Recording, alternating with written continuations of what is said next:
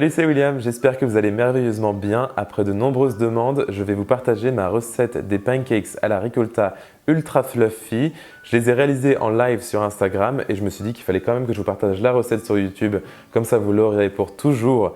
Et justement, c'est une recette à avoir dans son carnet puisqu'elle est incroyablement facile à réaliser et super bonne et super légère. Je dis ma recette, mais c'est clairement inspiré de Nigella Lawson, comme je vous ai dit dans le live, qui est plus ou moins ma source d'inspiration dans la vie comme dans la cuisine, et sa recette est extraordinaire et je l'ai plus ou moins récupérée et faite à ma façon ici. J'espère que ça vous plaira, donc c'est parti pour la recette.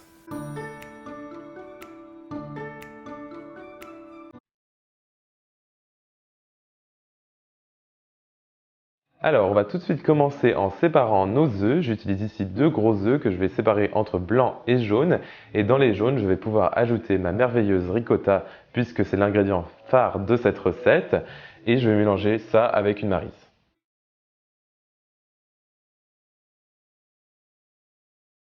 C'est parfait, maintenant je vais tamiser de la farine normale ainsi que de la levure chimique, très important pour avoir des pancakes bien gonflés. Et je vais tamiser le tout juste pour ne pas avoir de grumeaux et avoir des pancakes extrêmement légers. J'ajoute maintenant un petit peu d'extrait naturel de vanille puisqu'il s'agit de pancakes sucrés, même si je n'ajoute pas de sucre dans cette recette, je ne trouve pas ça très utile honnêtement. Et ensuite je vais mélanger le tout avec ma maryse. L'ensemble est très épais et c'est normal. Maintenant, je vais ramollir ça avec du lait. Et ici, j'utilise du lait fermenté. Ça nous apporte des pancakes encore plus fluffy et bien gonflés et magnifiques. Vous pouvez le faire vous-même, notamment en mélangeant du lait entier avec soit du citron, soit du vinaigre blanc. Je vous mettrai la petite astuce sur mon site internet williamskitchenblog.com de toute façon pour faire votre lait fermenté vous-même. Et je vais tout simplement mélanger ça dans notre préparation.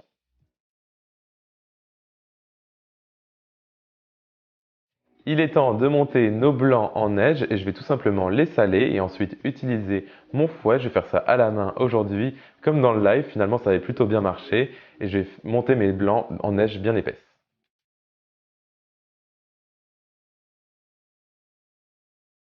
J'introduis maintenant la moitié de mes blancs dans notre préparation. Je mélange rapidement, pas grave si vous perdez quelques bulles d'air. Et ensuite vous allez ajouter la deuxième partie de blanc en neige et cette fois-ci faites attention à bien garder toutes les bulles d'air.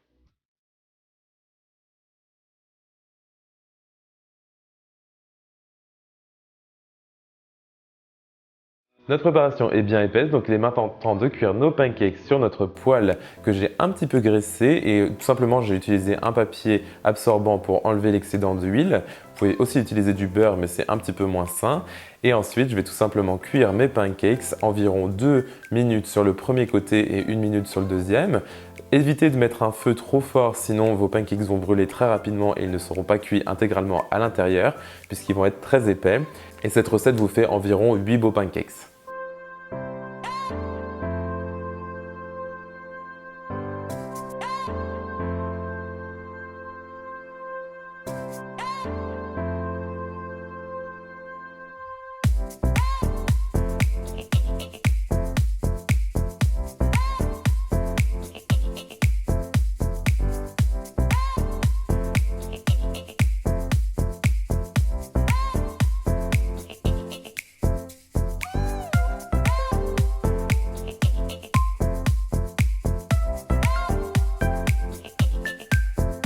Et voilà, c'était aussi simple que ça. Ces pancakes sont incroyablement faciles à faire et pas besoin de les laisser reposer du tout. Vous pouvez juste faire la pâte et les cuire d'un coup. C'est incroyable et le goût est délicieux.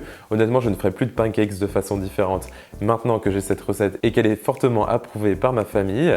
J'espère que cette recette vous aura plu et que vous allez la refaire et ajouter ce que vous voulez dedans, des fruits frais, du sirop d'érable, du miel, ce que vous voulez, ce sera délicieux. Sucrez ça à votre façon. La recette complète est sur mon site internet, donc williamskitchenblog.com.